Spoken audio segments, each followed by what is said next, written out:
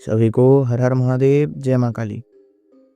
आज का हमारा विषय है वो है भैरव ऊर्ध्वलिंग साधना के ऊपर। आज से हमारे भैरव सीरीज हमारे चैनल पे हम चालू कर रहे हैं, जहाँ पे भैरव बाबा के अत्यधिक गोपनीय और अत्यधिक रहस्यपूर्ण स्वरूप और उनके विषयों में आज हम चर्चा करेंगे इस सीरीज में। और अलग अलग प्रकार की विषयों के बारे में जो भैरव साधना से रिलेटेड है उन सभी के विषय में चर्चा की जाएंगी इस भैरव सीरीज में। तो कितना पार्ट बनेगा इसका कोई गारंटी नहीं है, और जितना बनेगा आशा करते हैं आप सभी लोग उसको देखेंगे और उससे कुछ ज्ञान अर्जन करेंगे। आज इस भैरव सीरीज का पहला पार्ट है, जहाँ पे आज मैं आप सभी लोगों को बताऊंगा ऊर्ध्वलिंग भैरव साधना के ऊपर। क्या है साधना, कैसे किया जाता है, क्या करते हैं इस साधना में, कौन करता है, कैसे किया जाता है, इन सभी विषयों के ऊपर आज हम चर्चा करेंगे। तो चलिए शुरू करते हैं आज के वीडियो को। भैरव ऊर्ध्वलिंग साधना, ये साधना तंत्र मार्ग का सबसे उच्चतर कोटि का साधना कहा गया है। जो साधक भैरवी साधना या फिर शाक्तों में जो मकार साधना आदि होते हैं, मकार साधनाओं से पूर्व इस साधनाओं को प्रैक्टिस करवाया जाता है उन साधकों को, या फिर किया जाता है साधकों के द्वारा। ये साधना केवल और केवल गुरु परंपरा और तंत्र परंपरा के अंतर्गत आने वाली साधनाएं हैं। बिना दीक्षा, बिना गुरु परंपरा, बिना गुरु मार्गदर्शन की इन साधनाओं को संपन्न करना अत्यधिक कठिन है। तो भैरव ऊर्ध्वलिंग साधना क्या है और भैरव ऊर्ध्वलिंग साधना को भैरव ऊर्ध्वलिंग साधना क्यों कहा गया है, पहले इस विषय में जान लेते हैं। हमारे गुरुओं के कहने के अनुसार जो हमारा परंपरा है वो ज़्यादातर तो मौखिक परंपरा ही रहा है। गुरु बोलते हैं, शिष्य सुनते हैं और याद रख के फिर अपनी साधना में उसको प्रयोग करते हैं। तो हमारे इस गुरु मौखिक परंपरा में देखने को मिलता है कि हमारे गुरुदेव बताते हैं कि पूरे संसार में भैरव तत्व व्याप्त है, कण से कण तक और बृहद से बृहद तक भैरव तत्व का व्याप्त पूरे संसार में हो रखा है। जो भैरव या फिर शक्त साधक होता है वो सभी संसार को भैरवमय या फिर शक्तिमय विवेचन करता है। तो ऐसी परिस्थिति में उन तत्वों को या फिर उन तत्वों में निहित गूढ़ ज्ञान को, गूढ़ अर्थ को तथा उससे सहारा लेके उस परम सत्ता को प्राप्त करने की विधि को भैरव साधना आदि के माध्यम से संपन्न किया जाता है। अब उसी के एक शिक्षा है या फिर उसी का एक पाठ है भैरव ऊर्ध्वलिंग साधना। भैरव ऊर्ध्वलिंग साधना जो है वो बाबा के एक ऐसे रूप का साधना है जहाँ पे जो बाबा का जो गुप्तांग है वो पूरी तरीके से उत्तेजित रहता है और वो ऊर्ध्वमुखी होता है। ठीक है, तो वैसे रूप का ये साधना है।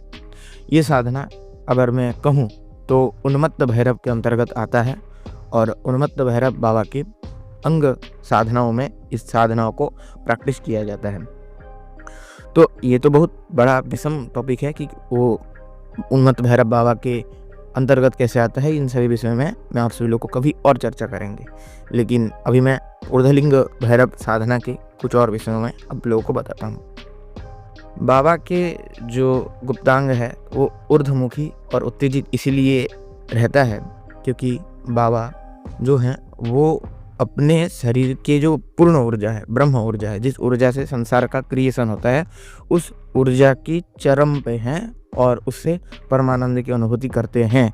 ये उस साधना का भी लक्ष्य होता है और भैरव बाबा इसी रूप को दर्शाने के लिए इस प्रकार के रूप को धारण किए होते हैं। बाबा के एक हाथ में पद्म का फूल होता है, पद्म अर्थात लोटस, लोटस का फूल होता है। एक हाथ में कपाल, एक हाथ में आपका त्रिशूल और एक हाथ में डमरू होता है। तो कहते हैं कि बाबा एक पूर्ण रसिक रूप में रहते हैं, जहाँ पे वो प्रेम के उच्चतम भाव को प्राप्त कर चुके होते हैं, पर प्रेम के उच्चतम भाव में बाबा अपना स्वरूप व्यक्त करते हैं।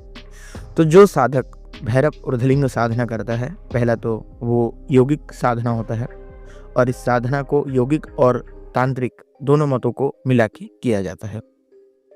ये साधना पूर्ण रूपेण अंतर्याग है। अंतर्याग अर्थात इसमें कोई बाह्य उपचार की आवश्यकता नहीं, बाह्य में इस साधना में कोई मतलब नहीं होता कि भाई हमें ना कुछ इसमें यंत्र लगता है ना कुछ और लगता है। बस हाँ, साधक अगर दीपक आदि जलाते हैं तो वो अलग बात है।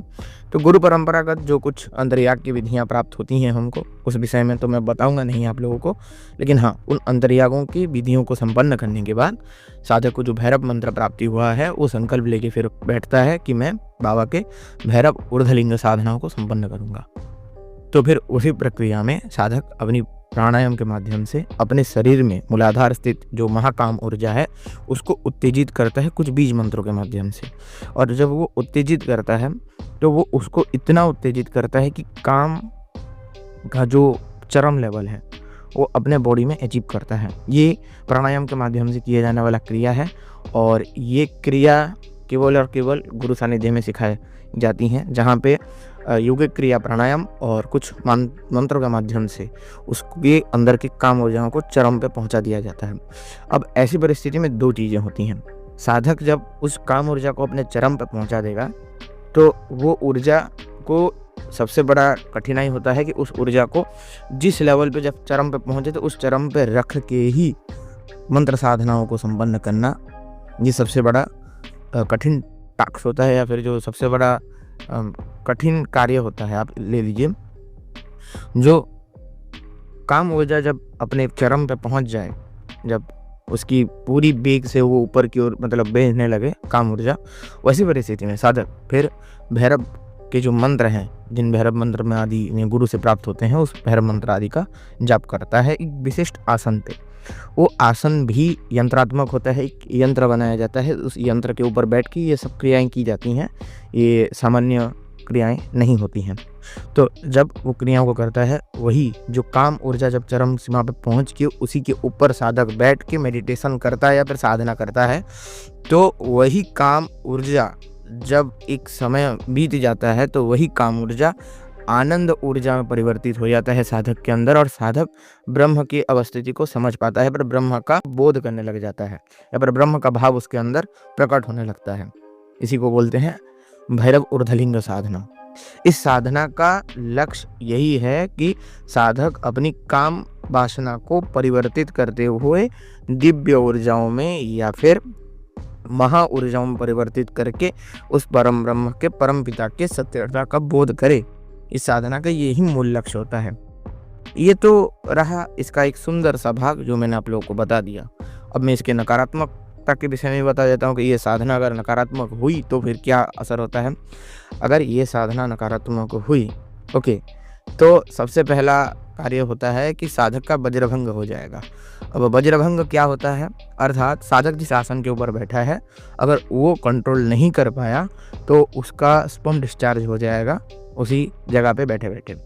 ये होने के बाद जैसे ही वो धड़ाम से वो काम ऊर्जा नीचे की ओर आएगी और नीचे की ओर आने में जब चक्रों में वो टकराएगी तो सबसे पहला चीज चक्र इनबैलेंस हो जाएगा। उस चक्र इनबैलेंस होने के कारण साधक को विक्षिप्तता, शारीरिक रोग, ऐसे ऐसे रोग जो ठीक नहीं हो सकते हैं, मतलब कई बार तो कुबड़े भी बन जाते हैं कुछ लोग, ठीक है, चर्म रोग, और विशेष रूप से अगर वो सब नहीं भी होता है तो साधक नपुंसक बन जाता है, अर्थात उसका जो लिंग का जो सक्रियता है वो बंद हो जाएगा फिर उसके बाद।